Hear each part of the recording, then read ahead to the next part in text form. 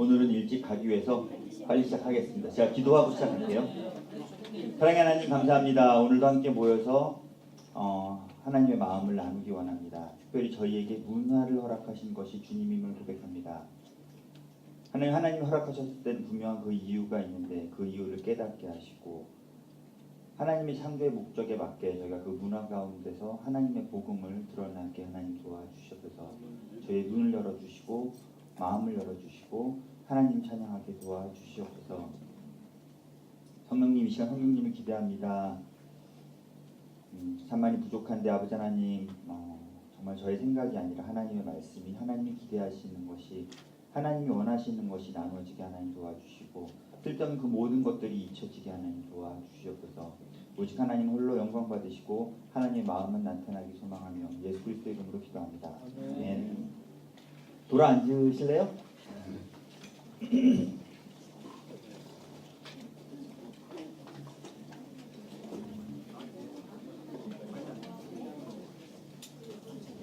저랑 가까이 앉으시면 질문이 많이 갑니다. 감사합니다. 제가 지난주에 전략적인 관점 남은 과업을 말씀드렸는데 마지막 쪽에서 그 질문을 좀 많이 받았는데 약간 오해가 좀 있는 것 같더라고요. 제가 그 이원이트 말씀드리면서 언어의 위력에 대해서 말씀을 드렸는데 그거랑 연관이 있는 것 같아요. 이중 작업자라는 말 책에서 읽으셨어요? 기억나세요? 이중 직업자? 네, 이중 직업자 기억나세요? 이중 직업자라는 말 때문에 좀 오해를 하시는 것 같아요. 흔히 생각하기에 이중 직업자는 굉장히 중요한 개념입니다. 특별히 타문화 사역을 하는 데는 이중 작업자라는 개념은 굉장히 중요하거든요. 그러니까 가령 내가 이란에 가서 사역을 하기를 원한다. 그럴 때 더 이상은 전통적인 선교사로서는 비자가 나오지 않기 때문에 저희가 뭐 IT 기술자라든가 의사라든가 아니면 뭐 그런 독특한 그런 직업을 가지고 그곳에 가서 저희가 사역을 할 수 있게 이중 직업자라는 것이 굉장히 중요하거든요. 그래서 전통적인 선교사 활동할 수 없는 이런 상태에서 이 비전통적인 선교사 그 중에서도 이중 직업을 가진 사람이 굉장히 중요한 역할을 합니다. 그런데 오해가 있는 것은 이중 직업자라고 말을 하니까 마치 저의 직업과 제가 하고 있는 일은 부차적인 것이고 선교가 나의 복음을 전하는 것이 마치 나의 일차적인 일인 것처럼 오해가 되기도 해요. 가령 쉽게 예를 들면 바울이 텐트 메이킹을 했다고 얘기를 하면 텐트 메이킹은 그냥 그 사람이 호구지책으로 하는 거고 그 사람은 원래 복음 전하는 사람이야 라고 생각할 수 있다라는 거죠. 사실 그것은 정확한 개념은 아닙니다. 조금 어려운 얘기인데 너무너무 중요하기 때문에 제가 말씀을 드리는 거예요. 다시 그 개념을 정확히 설명을 드리려면 지난주에 말씀드렸던 크리스토퍼 라이트의 하나님 백성의 선교라는 책을 인용을 해야 되는데 거기서 무슨 얘기를 하고 있냐면 우리는 그리스도인으로 부름을 받기 이전에 사람으로 부름을 받았다라는 말이 나와요. 이해가 되시나요?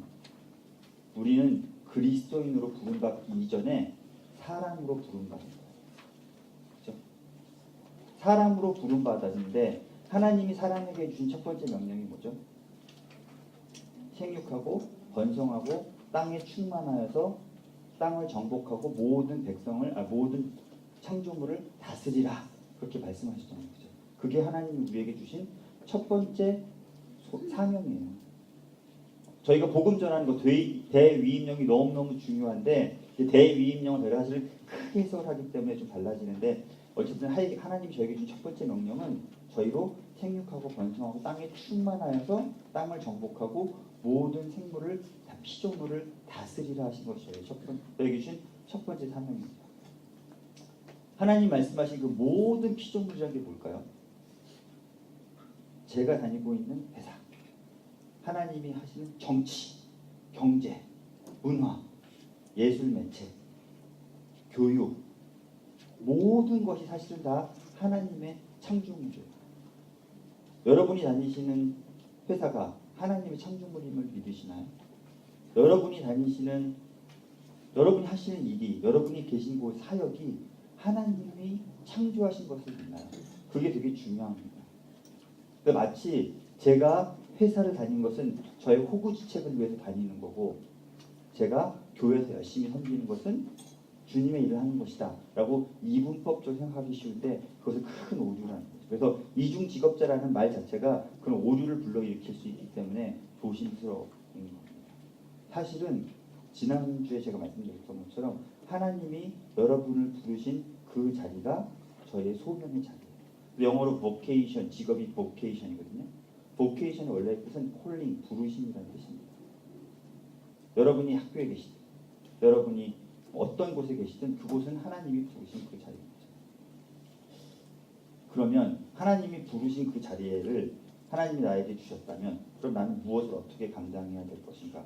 말은 쉬워요. 하나님 날 그곳에 부르셨다. 그러면 내가 거기서 뭘 어떻게 해야 되는가? 그것은 참 쉽지 않은 일입니다. 가령 나를 가정주부로 부르셨어. 나를 엄마로 부르셨어. 내가 어떻게 하는 것이 하나님의 주권을 드러내면서 이 일을 감당하는 것인가? 정말 고민해 봐야 됩니다. 쉽지 않습니다. 저는 직장에 있기 때문에 직장에 대해서는 많이 고민을 하고 같이 세미나를 하고 같이 고민을 많이 하기 때문에 여러 가지 답이 많이 있지만 여러분이 계신 그 영역 가운데 저는 잘 모르겠어요. 여러분이 사업을 하시는 분이라면 어떻게 사업을 하는 것이 정말 하나님을 높이는 것인가? 그건 잘 모르겠어요. 그건 여러분들이 사업을 하시는 분들은 사업을 하시는 분들끼리 모여서 고민했으면 좋겠어요. 가정주부이신 분들 그것을 위해 고민했으면 좋겠어요. 뭐 그런 말씀도 하잖아요. 뭐 설거지를 하면서 기도를 하면 선교적인 것이다. 물론 그렇게 말할 수 있지만 사실은 설거지도 선교적으로 할 수 있는 거예요. 그거를 다른 관점에서 말씀을 드리면 저희 회사 이제 저는 직장에서 일을 하고 있기 때문에 저는 직장에서의 하나님의 세워짐에 대해서 굉장히 고민을 많이 하거든요. 같이 세미나를 하는데 저희는 God at Work이라는 거를 저희 모토로 삼아요. 그게 뭐냐면 저희가 일하고 있는 곳은 하나님 부르시는 곳이다라고 이야기를 하거든요. 그래서 매일 아침에 저희는 출근하면 뭘 하냐면 컴퓨터를 켜기 전에 제가 앉는 이 자리는 하나님을 예배하는 곳이다라고 그렇게 저희는 선포를 해요. 오늘도 나는 이 자리에서 하나님을 예배할 것이다. 컴퓨터를 켜기 전에 하나님을 먼저 높이고 어떻게 나는 오늘 하루 하나님을 높일 수 있을 것인가 고민을 해요. 이메일을 써요. 이메일을 쓸 때도 예전 같으면 이메일을 쓸 때도 어떤 이메일을 쓰기를 하나님이 원하시는가, 무엇을 하기 원하시는가를 고민하고 이메일을 쓰고 전화를 할 때도 마찬가지예요. 그냥 평범하고 일상적인 일이지만 그것 가운데 하나님이 원하시는 것이 무엇인가를 고민하는 것이 저희의 모습인 것 같아요. 저희 회사에서 지금 하고 있는 것이 이제 다음 주부터 제가 페어런팅 코스라는 걸 돌리거든요. 이제 페어런팅 코스를 돌리는 이유는 싱가포르에 지금 아시다시피 교육 문제가 되게 심각하잖아요. 그래서 부모들이 되게 많이 스트레스를 받거든요. 그래서 페어런팅 코스를 하면서 모든 직원들이 한테 다 오픈돼서 사람들이 와요. 기독교인이든 기독교인이든. 근데 그 사람들이 와서 한결같이 하는 얘기는 기독교적인 메시지로 부모가 무엇인지를 가르치거든요. 사람들한테. 근데 그 사람들이 이런 것이 페어런팅이구나라고 사람들이 고백을 해요. 드리고 싶은 말씀은 뭐냐면 하나님의 창조 질서는 우리가 복음이라고 하잖아요. 굿뉴스. 하나님의 창조 질서가 어떤 영역 가운데 선포되어지면 그것은 굿뉴스예요. 우리가 생각하는 것처럼 그런 복음의 그런 협의의 복음이 아니라 하나님의 창조 질서가 선포되어지는 모든 곳에 그것이 복음이 되는 거예요. 결혼이면 결혼, 아이들을 가르치는 교육이면 교육, 우리의 직장이면 직장. 우리가 하고 있는 모든 활동 가운데 어떻게 주님의 이름이 높아질 것인가 그것을 고민하는 것이 굉장히 중요하다고 생각이 되고요. 그래서 하나님이 저희를 있는 이 자리로 부르셨다고 생각을 합니다. 저는 회사에서 나름대로 같이 고민을 하고 하지만 제가 회사 하시는 분도 잘 모르고 그러니까 그런 분들은 좀 같이 모여서 고민들 하셨으면 좋겠어요. 어떤 것이 정말 하나님이 나를 주부로 부르셨는데 어떤 것이 바른 주부의 모습인가 그런 것들을 고민하셨으면 좋겠어요. 가령 발표를 준비한다 그러면 예전에는 그렇게 기도했어요.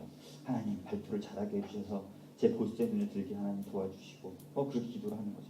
요즘 그렇게 기도하지 않아요. 발표를 준비할 때는 하나님 이 발표를 통해서 이 프로젝트를 통해서 하나님이 우리 회사에게 하기 원하시는 것이 무엇인지 왜냐하면 저는 굳건히 믿는 게 저희 회사는 하나님이 만드신 거라고 믿고 있기 때문에 저희 회사가 잘 되게 만드는 것이 저는 되게 중요하다고 생각을 해요. 비성경적으로 생각하실 수 있을지 모르겠지만 성경을 찾아보시면 그렇지 않습니다. 성경에 나오는 많은 믿음의 선배들이 그들이 섬기고 있는 땅, 그들이 섬기고 있는 나라, 그들이 섬기고 있는 족속들이 잘 되기 위해서 굉장히 노력을 했어요. 우리에게 허락하신 그 영역 가운데 어떻게 주님이 창조하신 그 영역 가운데 어떻게 주님의 이름이 높아질 것인지, 어떻게 나는 잘할 것인지, 내가 학생이라면 어떻게 하는 것이 하나님이 기뻐하신 학생의 모습인지, 그런 것들을 고민하셨습니다. 그래서 긴 말씀을 드려 10분이나 긴 시간 드렸는데, 이중직업자라는 말 때문에 혼란들이 좀 있으셔서, 또 여러분이 부르신 자리에서 그 일을 감당하는 것이 굉장히 중요합니다. 그것이 곧 선교의 모습이에요. 하나님의 이름이 높아지는 것입니다. 하나님은 모든 피조물로부터 예배 받으시고 찬양받기 원하시는 분이세요. 교육과 예술과 그런 모든 영역에서. 근데 대부분의 사람들이 호구지책으로 회사를 다니죠, 그렇죠? 그리고 어쩔 수 없이 주부의 역할을 감당하고 있죠. 그래서 아무런 의미를 느끼지 못해요. 내 삶 가운데 내가 하고 있는 매일매일의 삶 가운데 하나님을 나타낼 수가 없어요. 그래서 뭘 하죠? 교회 열심히 와요. 교회를 열심히 오면 하나님의 일을 하는 것 같아요. 그죠? 그럴까요? 하나님이 교회로 모여서 열심히 활동하라고 여러분을 부르셨나요? 여러분의 시간의 대부분은 직장에서 가정에서 보내시잖아요. 하나님이 보내신 그곳에서 시간을 잘 쓰시고 어떻게 하나님을 높이게 하는가가 되게 중요한 문제인 것 같아요. 네. 그런 부분을 고민해 주셨으면 좋겠고요. 오늘은 이제 문화에 대한 이야기입니다. 문화에 대한 이야기는 제가 아프리카 얘기로 시작을 해보려고 합니다. 어느 단기 선교팀이 아프리카에 갔는데, 이제 단기 선교팀이 아니라 이제 비전 팀이 갔는데, 아까 저희 한국 팀이 했던 것처럼 많은 프로그램을 준비해서 갔어요. 그래서 준비해갖고 그 중에 프로그램 중에 하나가 성경 캠프였어요. 그래서 애들을 데리고 성경 캠프를 했어요.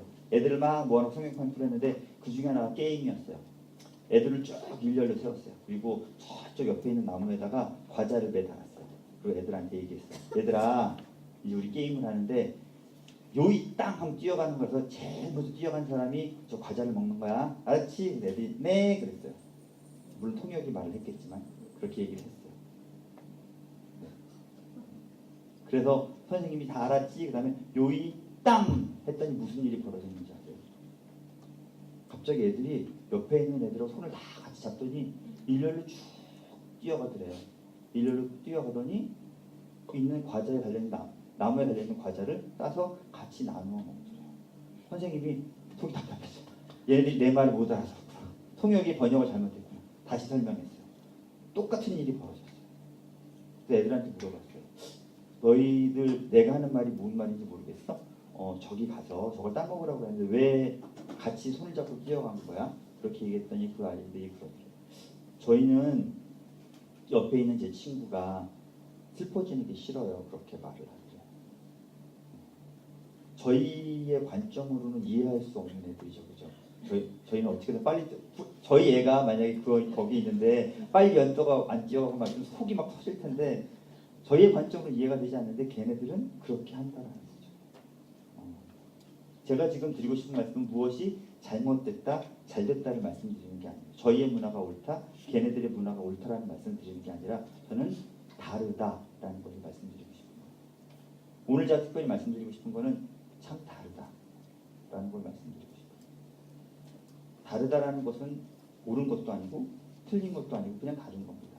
다른 상태에서 제일 중요한 것은 서로를 이해하는 게 되게 중요합니다. 그래서 오늘은 어떻게 서로를 이해할 것인지 그런 부분을 이야기해보려고 합니다. 좀 더 피부에 닿는 이야기라면 제가 외국인 회사에 취직을 했을 때 이야기인데, 한국 회사에 다니다가 외국인 회사에 딱 취직을 했더니 참 많이 다르더라고요. 여러 가지가 많이 다른데, 한국 회사에서는 제가 이제 직장 동료를 만나거나 아니 고객을 만나면 제일 먼저 하는 일이 뭐냐면 제 이름을 소개하고 제 직함을 이야기합니다. 저는 이 과장입니다. 이렇게 이동쪽 과장입니다. 그렇게 이야기를 합니다. 만약에 제가 김 부장님을 만났는데 김 과장님 그러면 큰일이 나는 거죠.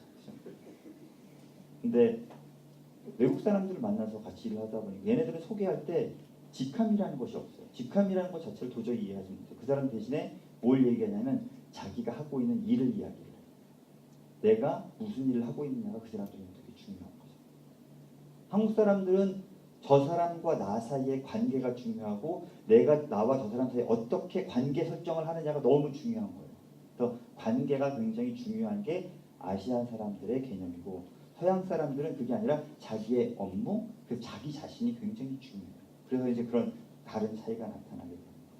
뭐 그리고 흔히 그렇잖아요. 한국에서는 있을 때 몇 살이야, 뭐 민증가, 뭐 이런 얘기 많이 하잖아요, 그죠? 그래서 그 사람하고 나의 관계를 알고 싶어요. 저 사람 윈지 아래인지 뭐 어떻게 하든지 연을 내보려고 그러고. 서양 애들은 그렇지 않죠. 그게 이제 다른 거죠.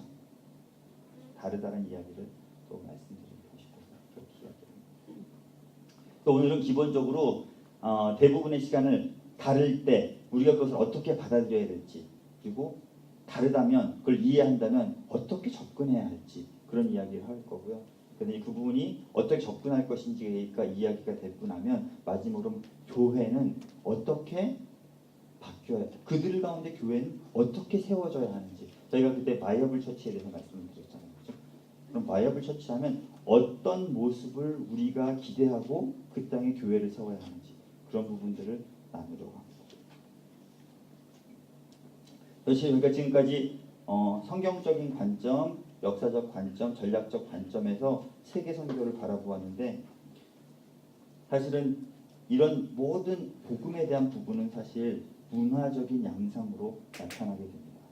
아까 키위 깜페이 활동을 했을 때 느끼셨던 것처럼 아무리 똑같은 서로 사람을 아시겠지만 한국 사람들도 그렇고 키위 깜페이 사람들도 사실 되게 서로 사람을 사랑하는 사람들이거든요. 공동체를 소중하게 여기고 그리고 굉장히 좋은 마음을 가지고 서로도 있어요. 그렇지만 서로 교통할 수 없는 이유가 사람들의 생각은 문화라는 것으로 이렇게 형태가 그 겉은 모습으로 드러나게 돼 있거든요. 우리가 보여지고 있는 복음도 사실은 문화의 형태로 표출되어지고 문화의 형태로 표현되어지는 겁니다. 그래서 이런 우리가 얘기했던 모든 관점들이 결국 이런 문화적 관점 안에서 표현이 되어지기 때문에 저희가 이 겉모습으로 나타나는 이 문화적인 부분을 잘 이해하지 못하면 저희가 내부로 들어갈 수 없어요. 오늘 특별히 문화에 대해서 보려고 하는데요. 문화에 대해서는 다양한 정의가 있습니다. 보니까 뭐 여러 가지 개념이 있는데 저희가 사랑하는 위키피디아는 이런 얘기가 있더라고요. 문화는 첫 번째 가장 잘 정의되는 일반적으로 정의되는 문화의 가장 흔한 표현은 교양 있고 세련되었으며 예술적인 면을 가리키는 것이다 라고 해서 저 사람 문화적이야. 문화상품권이잖아요. 그죠? 문화상품권. 또 책 읽고 막 이런 건 문화라고 생각을 하세요. 좀 고상해 보이는 것. 이런 것을 문화라고 이야기합니다. 두 번째 개념은 이제 가장 많이 받아들여지는 개념인데 19세기 타일러에 의해서 만들어진 정의가 가장 많이 쓰여지고 있습니다. 뭐 중요한 건 아니고 그냥 그 말씀을 드려야 되니까 말씀드린 거예요. 너무 신경 쓰지 마시고 지식, 우리가 알고 있는 것, 신앙, 내가 믿는 것, 법률, 그다음에 도덕, 관습, 그리고 사회 구성원에 의해서 만들어진 모든 능력이나 습성의 복합체, 이것을 문화라고 말을 한답니다. 이런 뭐 그런 것들이 이제 문화인데 저희가 오늘은 그런 복잡한 이야기 하려고 하는 건 아니고요. 이제 커스트 박사라는 사람이 쓴 책이 문화의 이해라는 책이 있거든요. 그 책을 가지고 저희가 문화에 대해서 좀 이해해 보려고 해요. 문화가 뭔지를 알아야지 문화가 다르다고 말할 때 어떻게 접근할 수 있는지 알잖아요. 그래서 문화가 뭔지 먼저 보려고 합니다. 커스트 박사가 문화의 이해에 대해서 이야기할 때 문화를 그 사람 어떻게 정의했냐면 문화란 한 사람이 그 문화의 중심부로 들어갈 수 있는 연속적인 껍질이다 라고 좀 복잡한 얘기인데 그림으로 쉽게 설명했습니다. 첫 번째, 여러분이 어떤 사람의 행동을 보면 여러분은 흔히 문화를 뭐로 보냐면 그 사람의 행동을 가지고 문화라고 생각을 해요. 그 사람이 하는 행동, 그 사람의 말투, 그 사람의 언어, 그 사람들이 먹는 것, 그 사람들의 예의 범절 이런 걸 가지고 그 사람들의 문화라고 그 사람들이 하는 행동, 노래 부르는 거 이런 걸 보고 문화라고 생각을 해요. 그 사람들이 춤추는 거 이게 그 사람의 전통 문화야라고 생각을 하잖아요. 그죠? 근데 사실은 그 사람들이 행하고 있는 우리가 보고 문화라고 여기고 있는 것들은 사실 껍질이라는 거예요. 커스트 박사의 정의에 그 사람들이 보여지고 있는 비헤이비어 행동은 껍질일 뿐이다. 그 행동을 하는 이유는 왜냐하면 그 행동이 좋은 것이다 라고 생각을 하기 때문에 한다는 거죠. 그래서 그 사람 뭐라고 하냐면 그 속에 가치가 있다. 그 속에 가치가 있기 때문에 그런 행동을 하는 것이다 라고 말을 합니다. 가치는 쉽게 말하면 무엇이 좋고 나쁘고 이게 좋으니까 그걸 한다 라고 말을 하는 거죠. 근데 좋은 것이라는 것은 사실은 한 단계 더 들어가면 무엇이 옳고 그르냐 선하냐 악하냐 라는 개념 때문에 그런 행동을 한다고 가치관이 생겨진다고 말을 합니다. 그래서 신념에 의해서 가치관이 생기고 그런 가치관 때문에 행동을 보인다라고 말을 하고 있습니다. 근데 옳고 그름은 결국은 그 중심에 세계관, 실제라는 것이 존재하는 거죠. 그래서 그 사람이 무엇이 실제라고 믿는 그 믿음 때문에 그 사람이 무엇이 옳고 틀리다라는 것을 결정하게 되고 그것으로 좋은 것 나쁜 것을 결정하고 그것에 따른 행동을 한다는 거죠. 결국 문화를 이해하는데 결국 하고 싶은 얘기는 뭐냐면 커스트 박사가 얘기하는 것은 세계관, 그 사람, 그 문화의 세계관, 그 문화의 세계관을 이해하지 못하면 이것만 갖고 이 얘기를 하면 그 사람들을 제대로 이해하는 게 아니다. 그 사람들이 뭘 믿고 있고 어떻게 세상을 바라보고 있느냐가 제일 중요하다라는 말을 합니다. 조금 어렵죠? 쉬우세요? 좀 어려운데 그래서 더 쉽게 설명합니다. 가령 어떤 선교사님이 부족을 찾아갔더니 이 사람들이 흰 닭을 가지고 나무 아래서 탁 죽이는 행동을 했어요. 그래서 그 선교사님이 이 사람들이 이런 행동을 봤어요. 그런데 이 행동은 그러니까 어떤 제사 지내는 어떤 그런 행동이죠. 그것을 문화라고 사람들이 생각하기 쉽지만 그것을 하는 데는 이유가 있다라는 거죠. 왜 닭을 잡아서 죽이는가? 그 이유가 무엇이 오면 그 사람들한테는 닭을 죽이는 것이 자기들한테 좋기 때문에. 왜냐하면 닭을 죽이면 부족의 안위에 도움이 된다라고 생각합니다. 왜 닭을 죽이면 자신들이 부족한테 좋을까? 한 단계 더 들어가면 숲속에 있는 숲속에 있는 영들은 닭의 피를 즐거워하기 때문에 걔네들이 좋아하는 일을 해주면 우리한테 유익하니까 우리는 닭을 죽인다라는 거죠. 왜 숲속에 있는 영들은 피의 제사를 좋아하는가? 그 실제는 뭐냐면 그런 숲속에 있는 영들이 우리 일상적인 삶을 매일매일 지배하고 있기 때문에 그런 것이다라고 얘기합니다.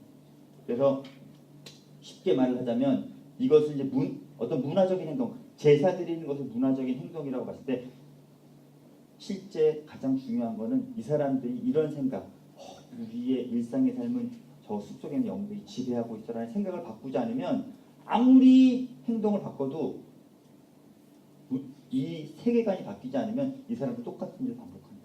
가령 선교사님이 이 사람들한테 너무 헌신적으로 잘해서 의료 사업도 하고 가르치고 그래서 이 사람들한테 어느 날 얘기해. 제발 우리 흰닭 죽이는 거 하지 맙시다. 이 선교사님 너무 사랑하는 분들도 오케이. 그래 우리 이거 하지 않을게. 결심했어요. 안 할까요? 1년 후에 선교사님이 다시 그 땅에 갔더니 똑같이 죽이고 있어요. 왜냐하면 이 사람들 생각에는 자신들의 삶을 주장하는 게 그 악한 숲속에 있는 영들이라고 생각을 하고 있기 때문에 이 세계관이 바뀌지 않는 이상 행태는 바뀌지 않는다. 그런데 저희의 문제는 자꾸 외부 형태를 바꾸려고 한다는 거죠. 외부적인 것, 표피적인 것을 바꾸려고 노력을 한다는 거죠. 이 중심을 바꾸지 않는 거죠. 그게 이제 문화에 대한 이해의 시작입니다. 오늘은 그래서 사실은 계속 이야기하게 될 게 뭐냐면 본질과 형식에 대한 이야기거든요. 본질과 형식. 뭐 좀 더 쉽게 생각하면 이거를 본질이라고 생각하면 이걸 형식이라고 말할 수가 있겠죠. 영어로 하면 substance over form 그러잖아요. 형식보다는 본질이 제일 중요하다. 본질이 얼마나 중요한지에 대해서 이야기하려고 합니다. 좀 더 쉽게 설명하기 위해서 마지막에 서양 사람과 동양 사람의 예를 비교해 보겠습니다. 서양 사람들은 집안에 들어올 때 신발을 신고 들어오죠, 그죠? 신발 저희 집에 외국에 들어오면 신발 다 신고 들어옵니다. 근데 저희 사람들은 신발을 벗고 들어갑니다. 현관에서부터. 왜 그럴까? 그거를 이제 좀 분석을 해봤습니다. 서양 사람들 생각에 먹고 자고 앉는 곳은 땅 바닥으로 떨어져 있는 것이 적절하다. 그래서 그 사람들은 땅바닥에서 먹고 자는 것이 아니다라고 생각. 이것은 잘하는 게 아니라 땅에서 먹고 자고 이런 건 좋은 일이 아니다 생각을 하지만 동양 사람들 우리는 다 땅바닥에 앉아서 먹고 땅바닥에 누워서 자고 땅바닥에 다 하잖아요, 그렇죠? 그런 차이가 있어요. 왜 그럴까? 서양 사람들 생각에는 거실은 바닥은 그냥 사람들이 걷는 곳이다라고 생각을 해요. 그런데 우리 동양 사람들 생각에는 바닥은 그냥 다양한 다용도의 뭐든지 할 수 있는 공간이라고 생각을 하는 거예요. 그래서 여러분 혹시 말레이시아에 가시면 말레이시아나 파푸아 종족 같은 데 가시면 롱하우스라는 게 있어요. 뭐 아시는 분들은 아시겠지만 롱하우스가 뭐냐면 여러 개의 집이 마루 하나에 붙어 있는 거예요. 긴 마루가 있는데 집들이 쫙 붙어 있습니다. 그러면 그 사람들은 집에서는 잠만 자고요. 대부분의 생활은 이 마루에서 합니다. 공동 집단 생활을 하거든요. 마루에서. 그 사람들한테 이 마루는 공동 집단 생활을 하는 곳이지 거기는 걸어 다니려고 있는 곳이 아니에요. 물론 걷는 역할도 하지만 통로이기도 하지만 생활을 하는 곳이거든요. 왜 그럴까? 서양 사람들의 생각에는 거실 바닥은 더럽거든요. 걔네들 생각에 이게 더러운 곳이야. 근데 동양 사람들 생각에 이거 더러운 곳이 아니다. 깨끗한 곳. 나는 맨날 걸레질하고 딱 맨날 하는데 얼마나 깨끗해. 그래서 잘 수도 있고 먹을 수도 있는 거거든요. 그런 세계관의 차이, 관점의 차이가 행동의 변화를 행동의 차이를 만든다는 거예요. 그래서 오늘은 본질과 형식에 대해서 이야기할 때 결국 이 본질을 바꿔야 된다. 이 본질적인 부분을 다시 이야기하려고 합니다. 근데 저희가 너무나 많은 시간 형식에 대해서 이야기를 하고 있거든요. 그런 부분들을 이야기하려고 합니다. 그 커스트 박사의 문화에 대한 개념이 조금 이해가 되시나요? 어떤 분들 끄덕끄덕 하시고 좀 이해하셨으면 좋겠어요. 네. 근데 뭐 복잡하면 다 모르셔도 되고요. 결국 문화에서 본질이 바뀌지 않으면 형식을 아무리 껍데기를 바꾸려고 해봐야 소용없다라는 부분만 기억하시면 돼요. 껍데기는 아무리 바꿔봐야 소용없습니다. 본질이 바뀌지 않으면. 그것을 기억하셨으면 좋겠어요. 그래서 이제 동일화의 이야기로 들어가려고 하는데요. 윌리엄 레이번 이제 책을 꼭 집에 가서 읽어보셔야 되는데 윌리엄 레이번이 여러 가지 예를 나타내요. 동일화의 방법에 대해서. 동일화는 쉽지 않습니다. 아까 그 한국 족속이 깡페이 족속을 찾아갈 때 처음에는 그렇지 않았는데 두 번째는 많이 달랐어요. 왜냐하면 두 번째 갈 때는 배우려고 갔거든요. 그 사람들과 비슷해지려고 갔어요. 아까 저는 저희 가서 보면서 너무 좋았어요. 왜냐하면 얘기하시는 게 딱 저희가 오늘 얘기할 부분들이었거든요. 어떻게 하면 저 사람들과 같아질 수 있을까? 어떻게 하면 저 사람들이 한 행동을 똑같이 할 수 있을까? 그래서 동일화돼봐야 되겠다라고 고민들을 하시더라고요. 그리고 나와서 새로운 행동을 하셨거든요. 이제 문화의 관점에서 저희가 그들에게 다가가려고 하면은 동일화되려는 노력을 많이 해야 됩니다. 근데 이 동일화의 관점을 동일화의 그 방법을 레이번은 크게 세 가지로 말하고 있습니다.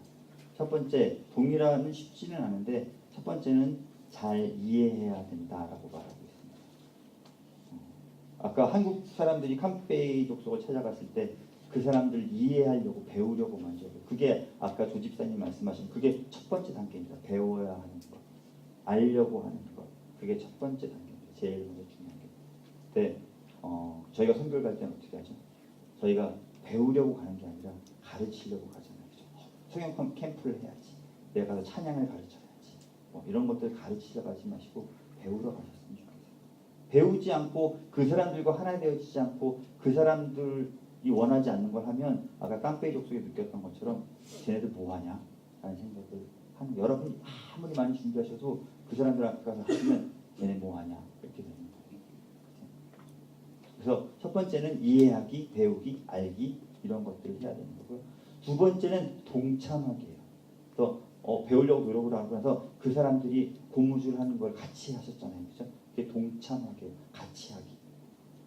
같이 하는 거. 그 사람들이 하는 걸 같이. 그건 같이 한다는 건 뭐냐면 그 사람들과 같은 레벨이 됐다라는 거죠. 그죠? 뭐 무엇이 높고 낮고를 말하는 게 아니라 같이 높이를 맞췄다라는 얘기예요. 이제 마지막으로는 이제 제일 힘든 단계지만 공감하기입니다. 공감하기. 적으실 필요 없어요. 책에 다 있습니다. 네, 네, 책에 다 있습니다. 공감하기.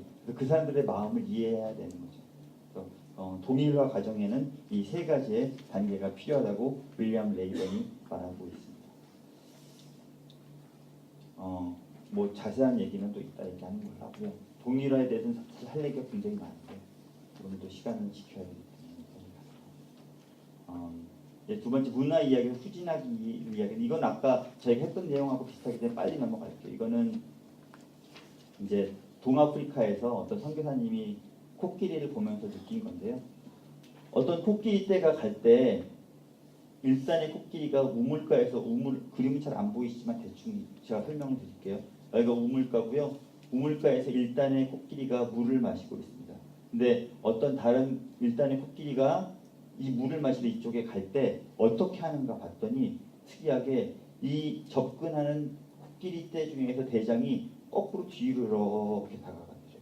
뒤로 다가가더니 이쪽 물을 마시고 있는 코끼리의 둥둥이를 툭툭툭툭 치는 거예요. 그렇게 쳤더니 이 기존에 있던 코끼리들이 이렇게 길을 터줘서 얘네들이 물을 마시러 가게 해줬다는 거죠. 저것을 보고 선교사님이 뭘 느꼈냐면, 야, 저게 겸손함이구나. 가서 싸우거나 머리로 치받거나 그런 게 아니라 겸손하게 뒤로 가서, 뒤로 간다는 얘기는 뭐냐면 무장해제거든요. 코끼리 싸울 때 보셨어요? 앞으로 가서 싸우거든요. 앞으로. 무장해제예요. 뒤로 가서. 그래서 나는 너를 해칠 뜻이 없다. 겸손하게 다가가서 그들에게 도움을 청했을 때 걔네들이 길을 터주고 물을 같이 마실 수 있는 거죠. 그래서 이걸 후진하게 해서 다시 말씀드리지만 겸손하게 다가가는 부분이 필요하다는 이야기입니다. 문화에 대해서 이야기를 했다면 저희가 이제 문화 충격에 대해서 이야기를 할 건데요. 문화에 대해서 대충 그림을 잡으셨을 거라고 생각을 해요. 그래서 문화의 가장 중요한 것은 본질이다, 세계관이다라는 부분이고요. 그런 다른 문화 가운데 저희가 이제 두 번째에서 다룰 거는 선교사님들, 첫 번째는 이제 선교사님의 관점이고 두 번째는 거기에 있는 부족의 관점인데, 첫 번째 선교사님의 관점이에요. 선교사님이 다른 문화에 딱 들어갔을 때 어떤 경험을 하는지에 대해서 말을 할 겁니다. 근데 여기 계신 분들은 다행히 싱가포르에 오신 거니까 이 문화적 충격에 대해서 대충 많이 아실 것 같아요. 그렇죠? 처음에 싱가포르 땅에 오셨을 때 어떠셨어요? 아니면 뭐 외국에 많이 살다가 오신 분도 계시겠지만 해외 생활을 처음 해보신 분은 어떠셨어요? 처음에 딱 해외 생활을 그 나라에 딱 갔을 때 싱가포르이 처음 발령이시거나 해외 생활이신 분, 최 집사님, 또 다른 분, 세 분, 네 분, 자매님은 어떠셨어요? 처음에 싱가포르 땅에 딱 오셨을 때. 네. 냄새나고 겁도 나고 두렵고 덥고 네. 또 다른 거는 뭐 어떤 뭐 좋은 거 생각나는 거 없으셨어요? 네.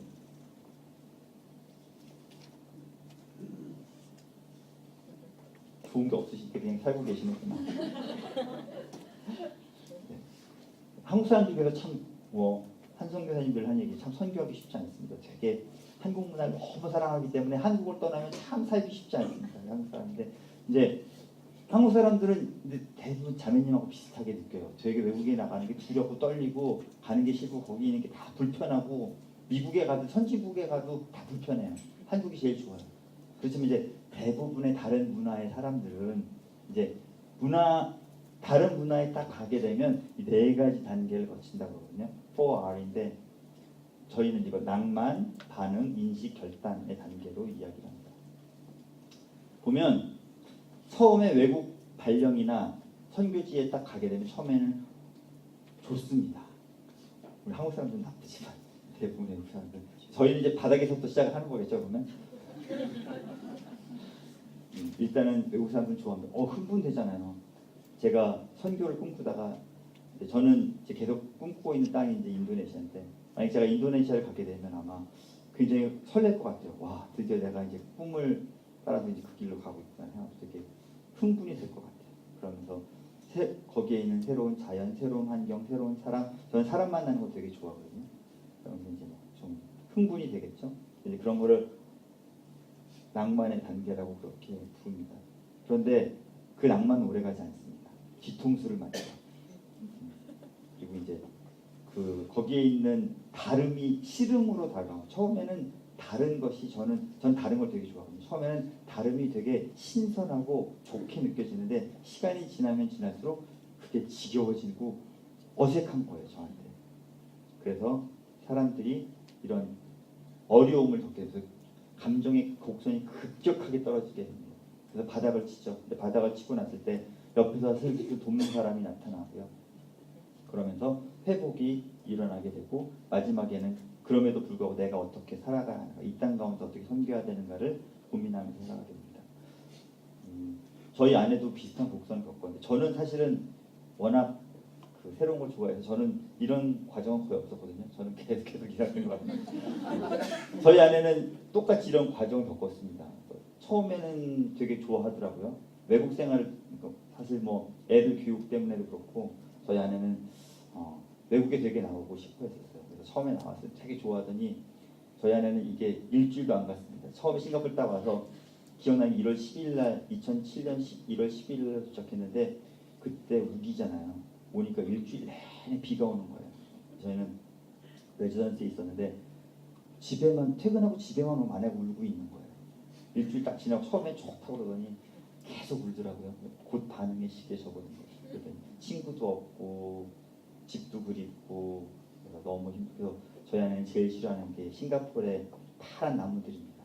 1년 내내 똑같이 파랗다고 너무 싫어합니다. 그런 이제 리액션의 반응을 겪고 그러다가 이대로 살아가야 되는 것이 아니다. 이제 하나님이 이곳이 하나님 나를 향한 부르심의 장소다라는 것을 깨닫게 되고 회복이 되어지는 거죠. 그러다가 이제 결단을 하면서 그곳에서 다시 또 다른 삶을 살아가게 되는 거죠. 일반적으로 심리적으로는 보통 14개월에서 2년 정도 걸린다라고 하더라고요. 그래서 보통 선교사님을 저희가 파송을 하면 2년 동안은 원래는 사역을 주지 않는 것이 원래 저희의 규칙 같은 겁니다. 뭐 제 규칙이 아니라 보통 선교단체 같은 경우에는 선교사님 파송하면 2년 정도는 어떤 특별한 일을 사역을 주지 않습니다. 그곳을 이해하고 그곳 문화에 적응하도록 시간을 주는 거죠. 2년 정도 시간이 보통 걸린다고 생각합니다. 근데 저희 교회는 어떻죠? 1년만 딱 지나면 선교 보고서 내라고 막. 아니 문화 적응하기도 힘든데 뭔가를 만들어내야 되니까 얼마나 힘드시겠어요. 그렇죠? 그런 이해가 좀 있었으면 좋겠습니다. 이것은 타문화에 던져진 선교사의 관점이에요. 그런 부분에 대한 이야기를 한 거고요. 그러면 과연 타문화에 있는 사람들은 타문화에 있는 선교지에 있는 그 사람들은 타문화 사람들이 다가왔을 때 어떤 것들을 느낄 것인가, 우리가 무엇을 어떻게 조심해야 될 것인가를 그 전에 이거 잠깐 얘기해야 되는구나. 이거는 뭐 중요한 건 아니지만 저희가 단일 문화에서 살아갈 때는 제가 살아가고 있는 삶의 관심이나 모든 부분이 잘 엮여 있는데 타문화에 들어가게 되면 이런 부분들이 많이 흩어지게 됩니다. 이중 문화에 들어간다고 말을 하거든요. 그래서 한국 문화에 살던 사람들이 싱가포르 문화에 가면서 어려움을 겪어요. 자기가 옳다고 믿었던 것들이 더 이상 아까 문화의 틀에 대해서 말씀드렸잖아요. 레이어에 대해서. 근데 자기가 옳다고 생각하고 한국에서는 전화를 딱 하면 LG에 전화를 딱 하면 그 다음날 바로 서비스맨이 달려와서 냉장고를 딱 고쳐주는데 여기서는 전화를 딱 해도 말도 안 돼. 오지도 않아. 답답해. 그리고 한국에서는 5시 반에 가겠습니다. 5시 반에 오는데 여기서는 4시부터 6시 사이에 오겠습니다. 그럼 7시쯤 막 화가 막 나는 거죠. 그렇죠? 환경 가운데 이해가 되지 않습니다. 그런 문화의 다름 때문에 좀 어려움을 겪는데 시간이 지나면 그런 이중 문화 가운데 적응하게 돼서 한국의 문화와 싱가포르의 문화 잘 그런 것들 안에서 균형을 이루면서 살아가게 됩니다. 이런 분들 많이 계신가요? 타문화에 대한 오해에 대한 부분을 특별히 제가 오늘 시간을 좀 들여서 말씀을 드리고 싶은데 사실 일단 상황화에 대한 부분도 같이 나오기 때문에 제가 뒤에서는 항상 시간이 부족하기 때문에 여기서 다 말씀을 드리고 뒤에서는 빨리 넘어갈 건데요. 하나님이 왜 성경을 주셨죠?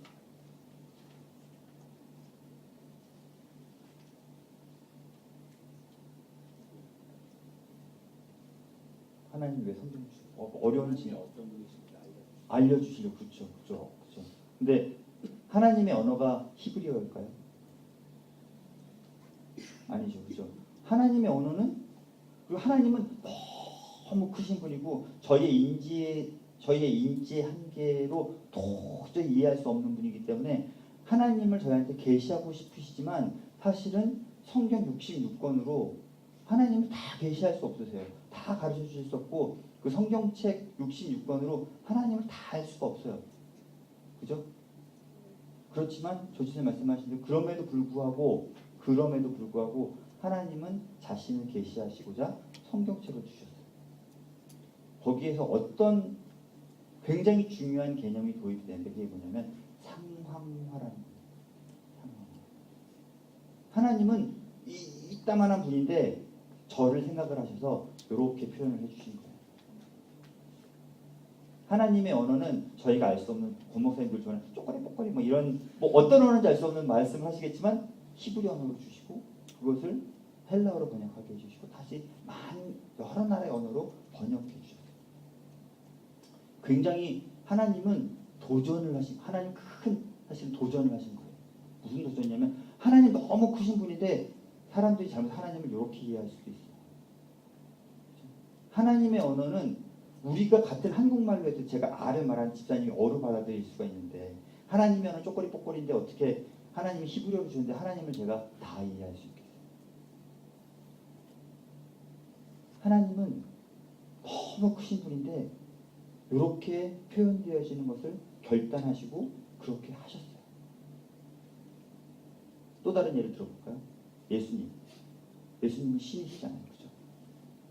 그런데 하나님을 성경으로 계시하셨지만 더 하나님의 나라를 잘 알려주시기 위해서 이 땅에 오셨는데 신으로 오신 게 아니라 우리랑 똑같이 오셨어요. 그죠? 우리랑 똑같은 모습, 사람으로 이 땅에 오신 거예요. 우리가 신을 이해하는데 어떻게 사람을 보고 신을 이해할 수 있겠어요? 사실은 그게 큰 도전이고 큰 위험이거든요. 하나님의 입장에서는 자신을 계시하는데 굉장히 부족하고 사실 하나님에 비하면 덜 떨어진 그런 존재 같은 인간의 모습이 이 땅에 오셨다는 것이 하나님이 큰 위험을 감수하시고 그런 일을 하신 거예요.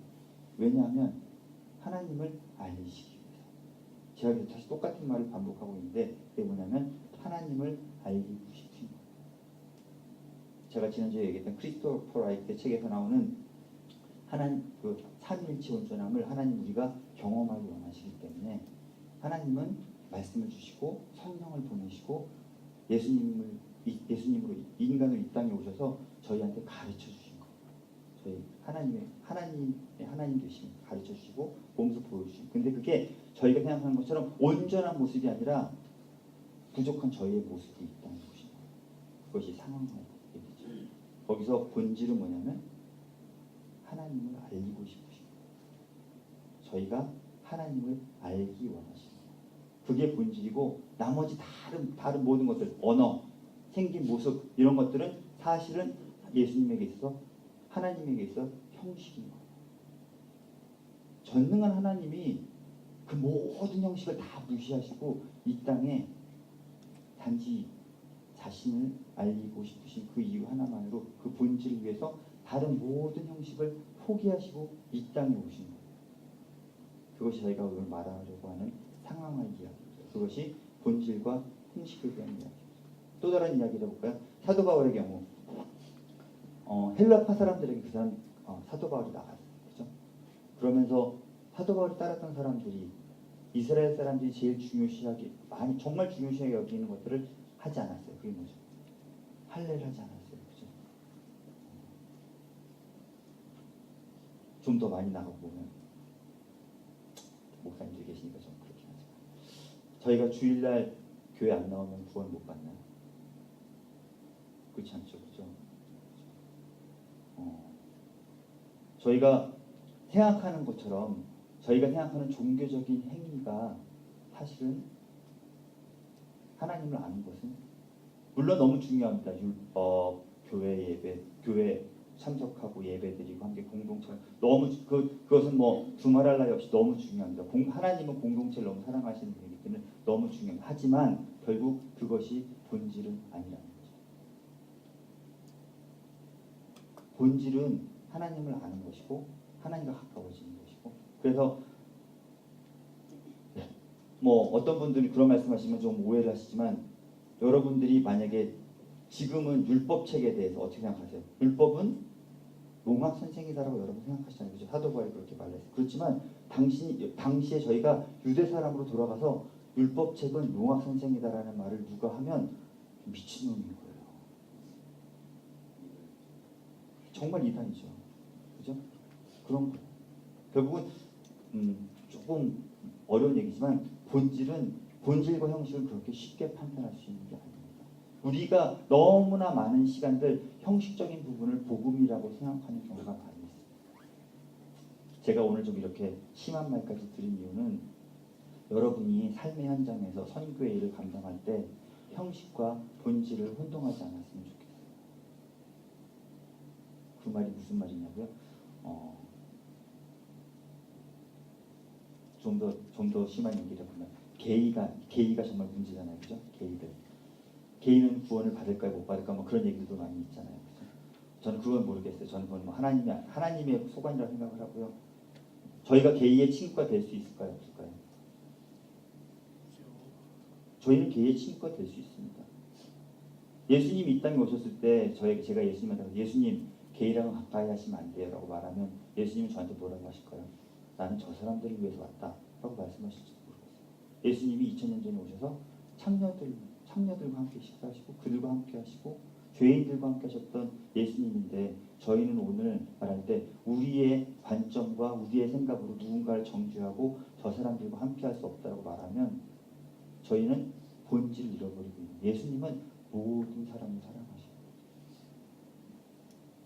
그래서 형식과 본질에 대해서 이야기한다면 여러분들이 매일매일 생활을 하실 때 선교적인 삶을 산다고 작정하실 때 그리고 여러분들이 선교지에 갔을 때 본질과 형식을 잘 구별하셔서 정말 본질에 집중하셨으면 좋겠어요. 예수님 나옵니다. 이따가 비디오를 볼 건데요. 비디오에 보시면 또 리차드슨 박사가 정말 본질이 무엇인지에 대해서 저보다 이제 훨씬 더 잘 설명해 줄 수 있을 겁니다. 그래서 탐문에 대한 오해는 저희가 형식을 보면서 다른 사람들을 오해하는 그런 많은 일들이 벌어질 수 있습니다. 오늘은 조금 많이 나가는 날인데 하여간 이해해 주시고요. 하여간 뭐 제가 부적절한 말을 많이 했다면 이해해 주시고 제일 부탁드리고 싶은 거는 본질과 형식은 꼭 구별해 달라는 예수님의 메시지는 그 당시에 있어서는 참 그 당시 사람들이 도저히 이해할 수 없는 메시지였어요. 나에게 안식일의 주인이다. 안식일은 유대인에게 생명과 같은 것이었는데 유대인들은 그렇게 말을 해요.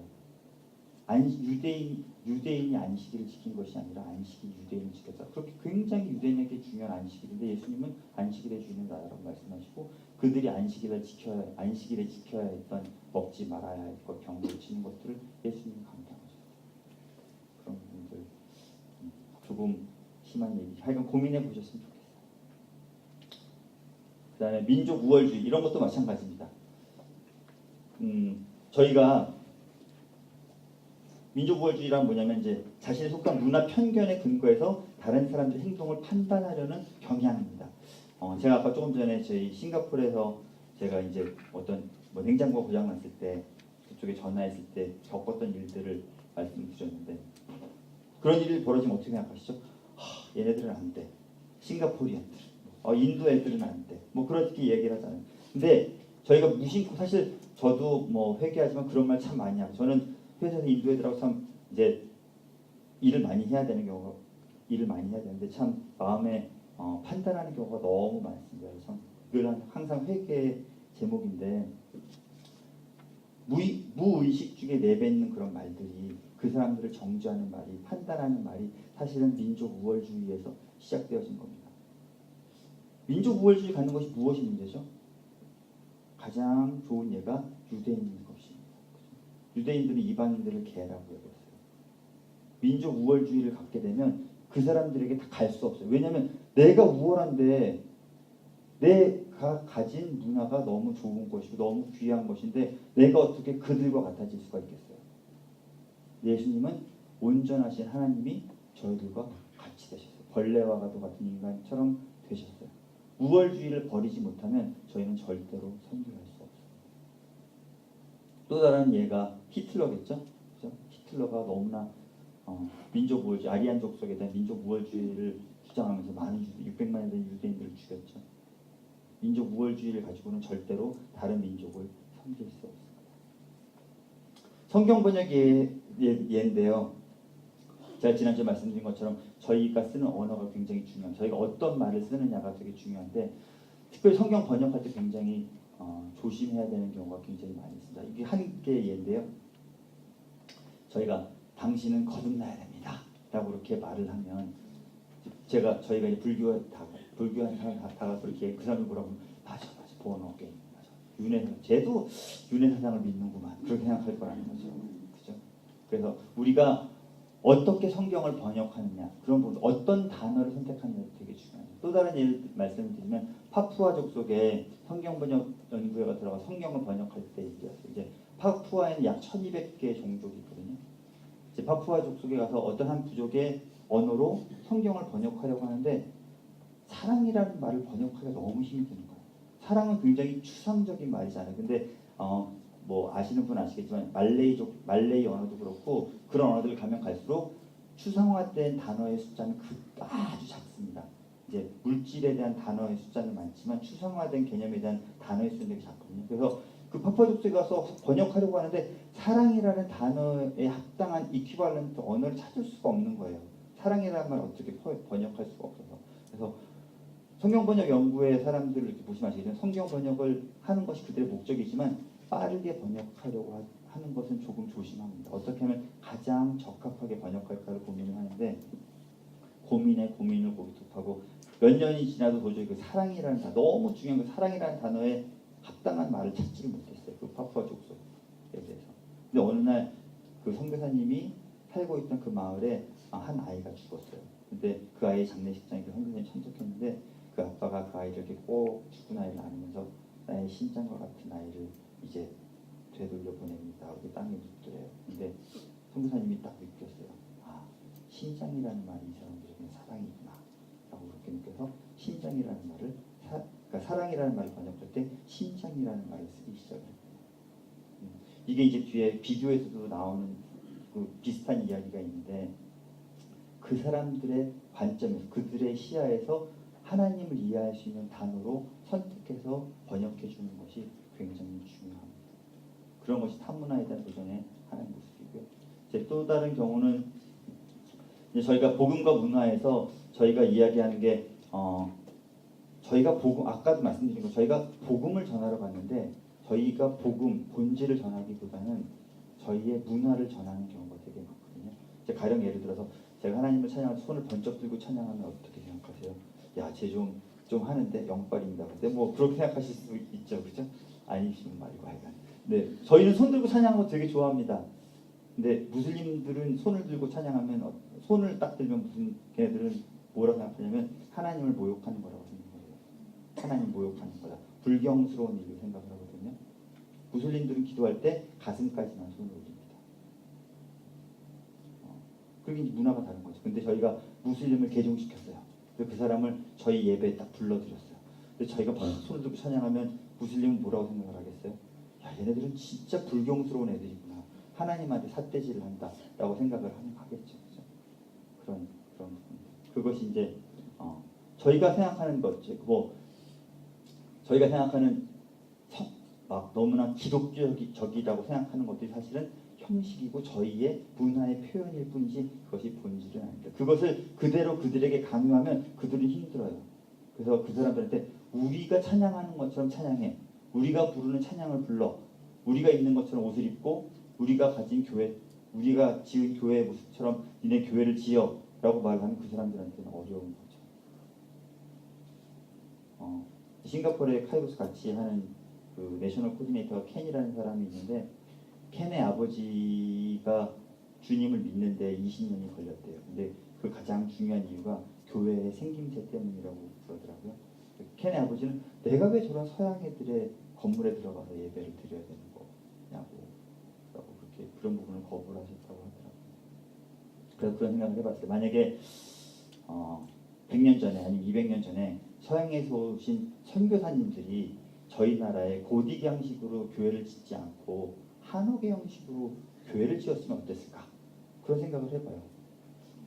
만약에 그때 선교사님들이 그런 일들을 했다면 지금 저희 나라의 교회가 어떤 모습이었을까? 그런 생각을 해봐요. 그 나라와 그 문화에 맞는 방식으로 저희가 고딕 양식으로 교회를 지으면 기독교적인 것인가요?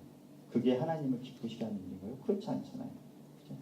하나님은 기뻐. 그렇게 따지면 교회 그 서양의 고딕 양식의 교회는 사실 기독교적인 것이라고 볼 수 없어요. 정말 기독교적인 것은 오히려 회당의 모습으로 돌아가야 되겠죠, 그렇죠? 유대인들의 회당의 모습, 아니면 성막의 모습 이렇게 돌아가야 되겠죠.